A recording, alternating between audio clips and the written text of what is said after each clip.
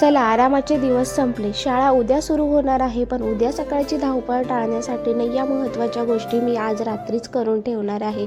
तर चला, मग तुम्हीही व्हिडिओ नक्की बघा आणि तुम्हीही करून ठेवा.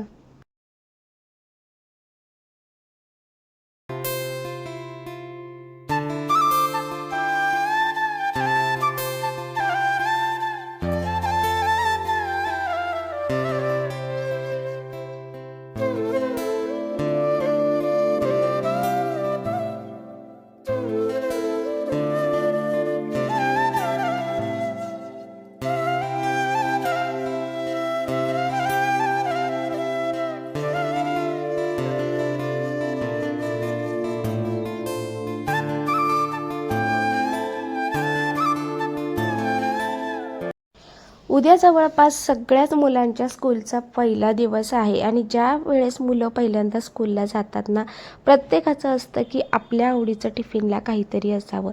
आता माझी 2 मुलं आहे, एक मोठा आहे, पण एक जो छोटा आहे त्याचं पहिलं वर्ष आहे त्या नवीन स्कूलमध्ये आणि म्हणून माझं असं होतं की त्याच्या आवडीचं जेवण त्याला टिफिनला असावं. आणि त्याचबरोबर छोटा आहे आणि एकदा मुलांची स्कूल चालू झाली की आपलं येणं जाणं खूप जास्त प्रमाणात बंद होतं, कारण की माझं तर एक मुलाची स्कूल सकाळी आणि एक संध्याकाळी आहे, त्यामुळे मला कुठेच जाता येत नाही.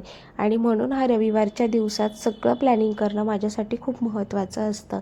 म्हणून हे सगळं मी आठवडाभरासाठीच घेऊन आले होते. यामध्ये सगळ्यात छोट्या मोठ्या भाज्या होत्या आणि जेणेकरून टिफिनची सोय आठवडाभराची होणार होती. सोबतच थोडासा खाऊ होता आणि फ्रूट्स होते. मध्यंतरी मुलांना भूक लागली किंवा शाळेतून पटकन आले तर आल्यावर भेळ वगैरे बनवून देता येईल.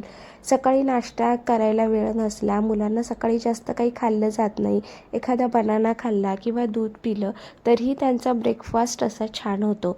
त्यामुळे फ्रूट्स घरात असणं खूप गरजेचं आहे. त्यानंतर इथे मी बघा, इडलीचं नाही डोस्याचं बॅटर इथं बनवण्यासाठी डाळ तांदूळ भिजत घालते, कारण की माझ्या मुलाला छोटा आहे ज्याला डोसा खूप जास्त आवडतो. म्हणून डोसा आणि चटणी मला द्यायची होती. ही त्याची प्रिपरेशन आहे, जेणेकरून सगळ्यांचा ब्रेकफास्ट पण होईल आणि त्याला झटपट असं देता येईल. खरं तर मुलांना भाजी पोळीच डब्यात दिली पाहिजे, पण फर्स्ट डे असल्यामुळे मी डोसा देऊ शकते. त्यानंतर त्यांच्या स्कूलमध्ये पण भाजी पोळीच अलाउड आहे, म्हणून म्हटलं चला त्याच्या आवडीचं काहीतरी असावं, म्हणून ही त्याच्यासाठी मस्त डोस्याचं पीठ बनवत आहे.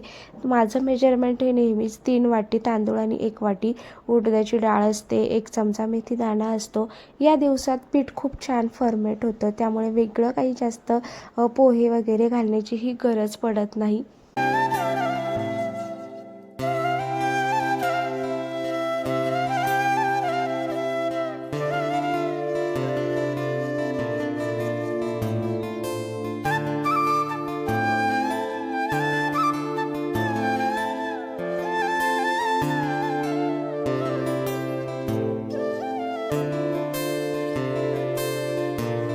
डाळ तांदूळ धुतलेलं पाणी मी नेहमी झाडांसाठीच ठेवत असते, त्यामुळे एखाद्या छोट्या बादलीत ते भरून ठेवते आणि आता बघा 4 ते 5 तासांसाठीच मी इथं ते ठेवणार आहे. आता इतकी सगळी कामं आहेत, त्याचबरोबर मुलांचं टिफिन असते, बॉटल असते. आता उद्याची सकाळची खूप जास्त धावपळ असणार आहे, त्यावेळेस तो घासायचा, म्हणजे पुसणं वगैरे यात खूप जास्त वेळ जातो. म्हणून आदल्या दिवशीच आता शिवांशचा म्हणजे छोट्या मुलाचा हा टिफिन नवीन होता, त्याला लागलेलं स्टिकिंग काढण्यासाठी थोडंसं गरम केलं आणि खूप इझिली याचं जे स्टिकर आहेत ना ते निघून गेलं. आपण ज्यावेळेस घासणीने घासतो स्टिकिंग पूर्ण निघत नाही आणि डबाही खराब होतो. त्यामुळे अशा पद्धतीने. आणि आता तुम्ही म्हणाल खूप छोटा मुलगा आहे, तर मग तू थोडंसं कार्टून वगैरे असा असणारा टिफिन घ्यायला हवा होता. तर त्यामध्ये आम्ही बघितलं की बरेच मुलांचे वेगवेगळे टिफिन होते आणि त्यामध्ये आम्हाला स्टीलचाच बेस्ट वाटला, कारण की आता माझा मोठा मुलगा 5वीला गेला आहे, तो लहान असल्यापासून मी इतके टिफिन यूज केले, तर कितीही भारी असू दे खूप चांगले टिफिन मी घेतले, पण ते अजिबात टिकत नाही. कधी त्याचं झाकण खराब होतं आहे, कधी कढी तुटते फुटते वगैरे, काही लीक होतात ते. म्हणून मग म्हटलं याच्यासाठी पण आपण सुरुवातीलाच असा डबा घेऊया. आणि सगळ्यात महत्त्वाचं, प्लास्टिक कुठलंही असो त्यापेक्षा बेटर आपला स्टीलचा टिफिन आहे, ज्यामध्ये मुलांचं अन्न व्यवस्थित राहतं. कारण की कधी घाईमध्ये आपण गरमही जेवण त्यामध्ये भरत असतो. त्यामुळे मग घेतानाच मी सगळ्यात पहिल्यांदा हा स्टीलचा टिफिन घेतला, ज्यामध्ये भाजी पोळी मला उत्तम पद्धतीने देता येईल. त्यानंतर छान अशी बॉटल पण घेतली आणि अशा पद्धतीने उद्याची ही छोटी मोठी तयारी, जेणेकरून उद्या माझी धावपळ व्हायला नको. सगळ्यांच्या सवयी मोडलेल्या आहे, खूप निवांत उठणं वगैरे सगळं. त्यामुळे मला माहिती आहे मला स्वतःही त्रास होणार आहे आणि त्यांनाही होणार आहे. म्हणून ही छोटी मोठी तयारी ही आजच्या दिवशी मी सगळी करून ठेवणार आहे.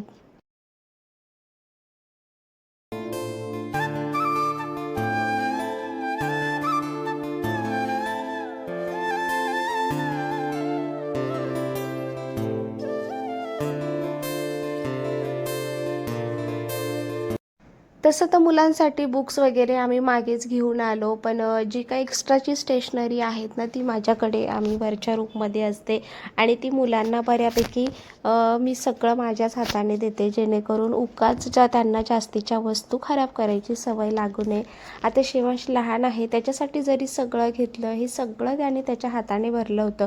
पण पहिला दिवस आहे, बुक्स कधी कोणते वापरायचे काय हे काहीच माहिती नाही आहे.